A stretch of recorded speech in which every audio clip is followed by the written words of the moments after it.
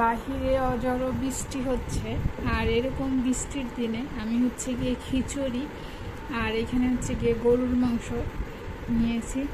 তো এখন হচ্ছে গিয়ে এটাকে খাবো, খুব ভালোভাবে মাখিয়ে নিয়ে এটা খাবো। তো আপনারা কে কে পছন্দ করেন বৃষ্টির দিনে এরকমের খিচুড়ি এবং গরুর মাংস, অবশ্যই জানাবেন কমেন্ট করে। আমার তো খুবই ভালো লাগে।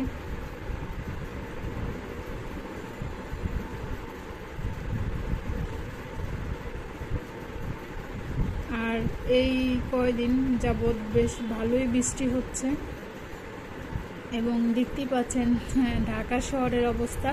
কিন্তু আলহামদুলিল্লাহ আমাদের এখানে আল্লাহর রহমতে পানি ওঠে নাই, পানি কখনোই ওঠে না। বিসমিল্লাহ।